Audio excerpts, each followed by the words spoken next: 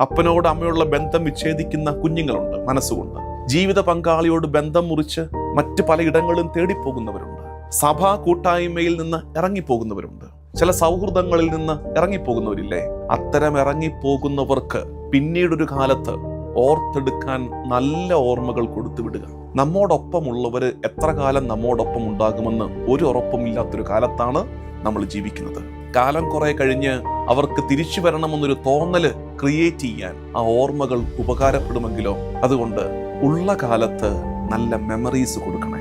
പ്രത്യേകിച്ച് നമ്മുടെ വീട്ടകങ്ങളിലൊക്കെ കുഞ്ഞുങ്ങൾ എത്ര കാലം നമ്മോടൊപ്പം ഉണ്ടാകും? വളരെ കുറച്ചു കാലമാണ്. ആ കാലത്ത് അവർക്ക് നല്ല ഓർമ്മകൾ കൊടുക്കുക, സ്നേഹത്തിന്റെ എക്സ്പീരിയൻസ് പങ്കുവെച്ചു കൊടുക്കുക. ഇതിന് പുറത്തെന്തോ മെച്ചമുണ്ടെന്ന് വിചാരിച്ച് വീട് വിട്ടിറങ്ങിപ്പോകുന്ന കുഞ്ഞുങ്ങൾക്ക് കുറെ കാലം കഴിയുമ്പോൾ ചെന്ന ഇടങ്ങളിലെല്ലാം തകർച്ചയും സങ്കടവും ഉണ്ടായി കഴിയുമ്പോൾ തിരിച്ചു കയറി വരാൻ ആ ഓർമ്മ അവരെ സഹായിക്കില്ല. ഇന്ന് പറ്റുന്നത് അത്തരം ഓർമ്മകളില്ലാത്തത് കൊണ്ട് മനുഷ്യൻ ആത്മഹത്യകളിൽ അവസാനിക്കുകയാണ്.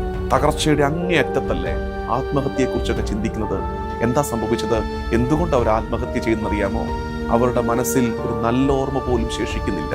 തിരിച്ചു ചെന്നാൽ തന്നെ കേറ്റുമെന്ന് അവർക്ക് വിശ്വാസമുള്ള ഒരു കുടുംബമില്ല, ഒരു സുഹൃത്തില്ല, ഒരിടമില്ല. കൂടെയുള്ള കാലത്ത് അടുത്തിരിക്കുന്നവർക്ക് സ്നേഹത്തിന്റെ, നന്മയുടെ നല്ല ഓർമ്മകൾ പൊതിച്ചോറ് പോലെ ഞങ്ങൾ കെട്ടിക്കൊടുത്തു വിടട്ടെ. പട്ടിണി പിടിച്ചു പോകുന്നൊരു കാലത്ത് ആ പൊതിച്ചോറിന്റെ നല്ല ഓർമ്മയിൽ അവർ തിരികെ വരട്ടെ.